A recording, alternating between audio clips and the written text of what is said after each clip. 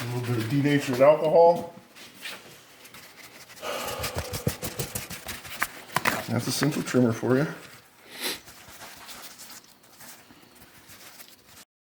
A little bit of nastiness since it took so long to get the heads back on. Like the guys on Classic Olds were giving me hell. You're going to put copper coat on the gasket? Yeah, they say to do it on one side on Classic Oldsmobile, but the manufacturer instructions says to do it on both sides. Well, you know, I think that its purpose is a little bit of tackiness in assembly and to help with heat transfer. Because the gasket itself is what's going to seal. It's a metal crush gasket, right? Yeah. So that's the gasket it's going to seal. So it wouldn't hurt to wipe it down, get some denatured alcohol on a rag and make it like a pad and just wipe it with one wipe just to get any leftover moisture or grease off. Denatured alcohol evaporates clean. Surely wouldn't hurt. Which I guess I should tell the viewers that it's me, Old64, and Oldsguy, getting these heads on. We'll see how far we get. Might end up installing the valve train, and then with Miss Bit64 helping, just getting the worst of the nastiness off of the deck with a little bit of denatured alcohol before we use copper coat and put the gasket on. It's like I said, the guys on Classic Olds, they were saying, when are you going to get it done? And it took so long, it sort of flash rusted. So I'm just getting it with the sanding block.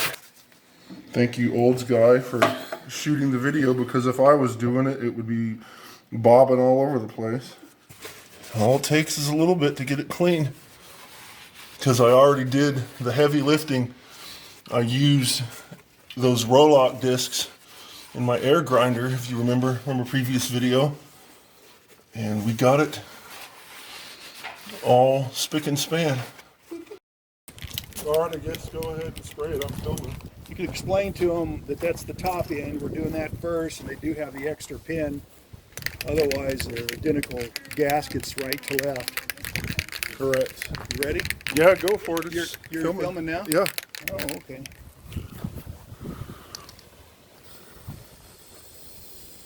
And it doesn't have to be on too heavy. I think that's good. We can go ahead and let them tack up, and then flip them over and apply it to the back side per the manufacturer's directions, and then get it assembled.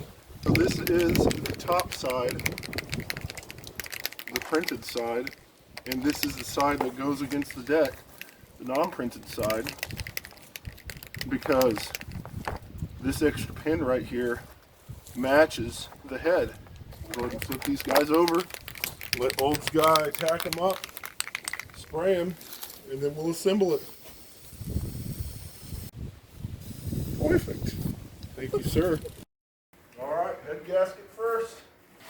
Remember, the printed side goes up. Show them where those alignment pins fit the holes in the Front and back. And then this matches an extra alignment pin on the head. So it's on there. Now I'm going to go get the head. Old's heads weigh 40 pounds 40 pounds a piece. or so. Yep, it does. Yeah, there we go. Perfect. And the pins keep it in place. Yep. All right. We're about ready for the driver's side head, so I'm going to go get the gasket. Oldsguy is getting that junk out of the way. Other way. That's the bottom. Oh. Because the printed side goes up, remember? Thank you. If you got them reversed, the guy with the red beard would know about it. I'd never live it Couldn't live it down. I coated that so well with a copper coat, I couldn't tell which one was top and bottom. Yep. You were just making sure me, Bit64, were paying attention, right? Right, it was a test. I planned it that way. You're doing good.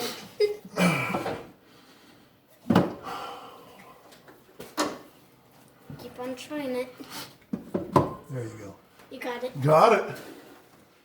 No 40 pounds. easy task. 40 pounds gets heavy after Yeah. 30 or 40 seconds. Well, Oldsmobiles are. So you just use a little bit of 30 weight oil and apply it to the threads like Oldsguy just did. And the long bolt goes through the top and the short bolt goes through the bottom. And remember, I kept everything in order, and Oldsmobile never used torque to yield hardware back in the 60s and 70s. It probably wasn't until the very end with the short star that they used torque to yield. So you can reuse the bolts. Yeah. You're doing a good job. Thank you for holding the light. Did you read that thread on Classic Olds about the guy that had the heads machined, and he wanted to know about flushing out, or was it the block? I can't remember which. And he wanted to know about a way to flush it out. He was concerned with rust in it. Oh, right. And for the viewers, I don't know if you can see, but right here, here's some flash rust on these heads in different places. And anytime you have a fresh machine surface, that's just inevitable. You're going to get a little bit of it. You can see some on this spring as well, and a little bit there. And those have been in the bag since I got them from the machinist a month or two ago. The only time I took them out was to paint them. And this is Oklahoma in January, so. And remember, we already cleaned out the threads and we cleaned the bolts. Did you chase the holes in the block? I did, and actually there are thread chasing taps available from the international shopping website and available from the parts warehouses, and they're very poorly reviewed. So I wanted to get a number 2 bolt and use it to chase the threads, but the hardware store didn't have any grade 2 hardware. I didn't experience any trouble except with this bolt right here. There must be a little bit of debris way down in the bottom, because you just use bolts to chase them out with? Right. Yeah. That'll torque up. Oh, that's a good shot of the flash rust on that head there. Yeah, because it's all nasty. I did check the bottom side, and there was no flash rust on the bottom side. This guy. And that AC box gets in the way. Now this hardware right here is for the AC compressor. So, remember, this one is underneath the valve cover. And this one's right here for the stud with the AC compressor. Even though you've removed your AC compressor, Like an idiot. you still use the same bolt. Last 2 between 6 and 8. Yeah. And I had mentioned earlier, I don't think it was filming when we first started on the passenger side, but we'll go ahead and torque these down with a torque wrench. A few of them are just cantankerous, Yeah. but I did clean them out. Well, but you used a bolt, not a thread chaser, so there's bound to be a little debris that gets pushed down into the bottom of the hole. But I think we're good. We're ready to get the torque wrench and go to town. Here we go, torque specs, engine. Cylinder head bolts, 80 foot-pounds. Now it is a good idea to get the factory service manual and chassis service manual as a print copy, because if you get the CD, which I have the CD, some of these illustrations are real fuzzy. Especially wiring diagrams. Right. Well, clean and dip cylinder head bolts in engine oil, torque bolts to 70 foot-pounds in sequence shown, then retorque in sequence to 80 foot-pounds, figure 6 Bravo-125. At 70 foot-pounds and torque them in sequence, and then go to 80 foot-pounds. I had just tried to use my little 3/8 drive, but I didn't like the way it was acting. It was 80 foot-pounds or 960 inch-pounds was the maximum setting on that. So it's better to use this one anyway. So that's 60, 70 foot-pounds right there. This will be easier on you anyway. Oh yeah, easy peasy, ham and cheesy. ham and cheesy. So that was 70 foot-pounds. So now let's go to 80 foot-pounds. There we go. I think that's it. 80 foot-pounds.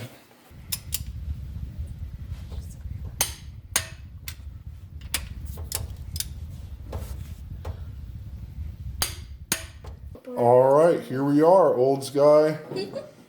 Torquing down the driver's side head, start in the center. We're starting with 70 foot-pounds.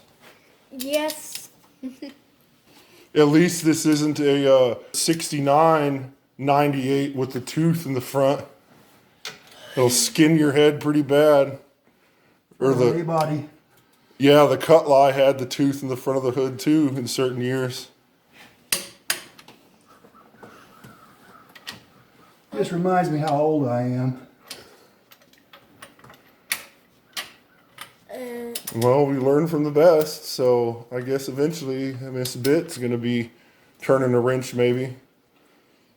By the time she's old enough to drive, Oldsmobiles are gonna be really old. My first car was only just over 20 years old, that 75 Chevy Caprice. Dad, I think I heard the crows squawking. Yes, the crows were squawking. You can't get the right leverage on it.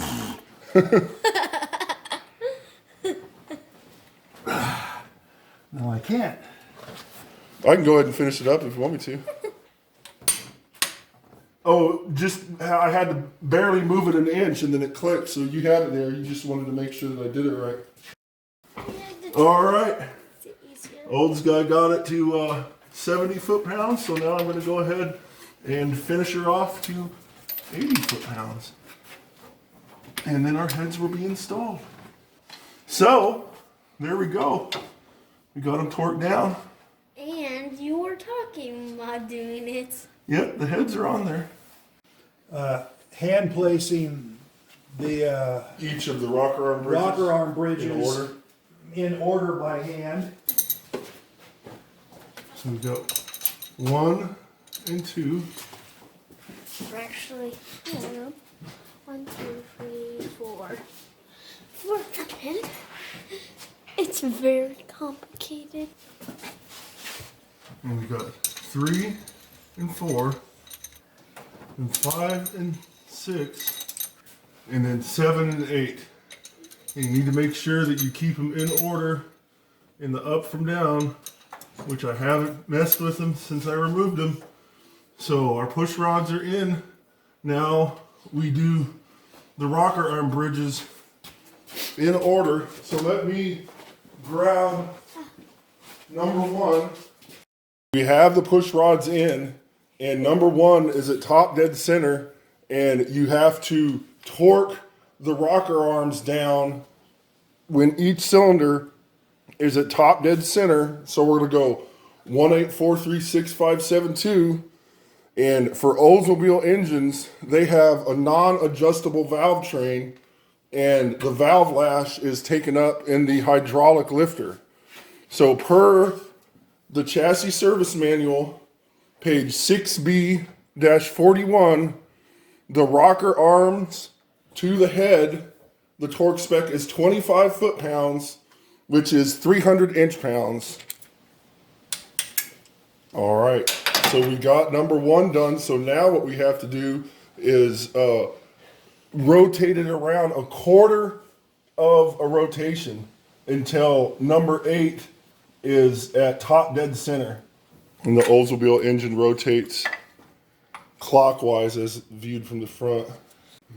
Okay. So we had to double check, and we rotated the engine a quarter of a turn clockwise so that we could put the rocker arms on the top of the number 8 cylinder push rods, and we made sure, Oldsguy is pointing it out, that both of the lifters are on the bottom of the lobes, which would mean that the valves are closed.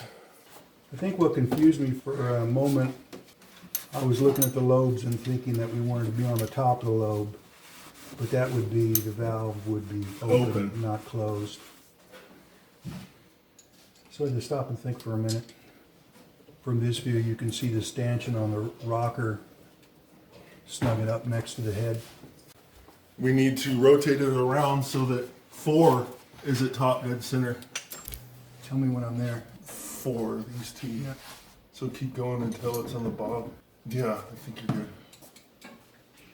That sounds like Mom and Sissy are home. Oh, are Mom and Sissy home? Because I heard the door open. Well, yeah, why don't you go with Mom and Sissy? Because Grandpa and I are almost done. Thank you for helping, though. You did a good job. All right, so that was 1, 8, 4, 3. All right. So now we need to do 6, which is right here. Yeah, there. Okay, good. Yeah. Ah! It's not fun. Well, it's just, you got to be careful and you got to look at the lifters and the cam lobes. And so I guess it's good that the lifter valley cover isn't on. So we're doing 6, 2, 4, 6 right here. Yeah, right.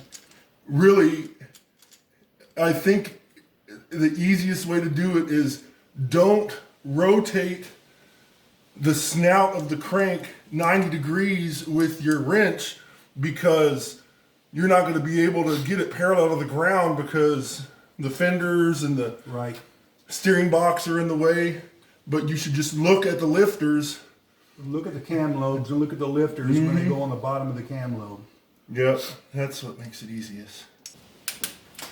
All right, and then 7 is the next one, which is the one closest to the master cylinder. It makes it difficult because we have a 12-point socket. Mm-hmm. All right, that's good right there. Yeah.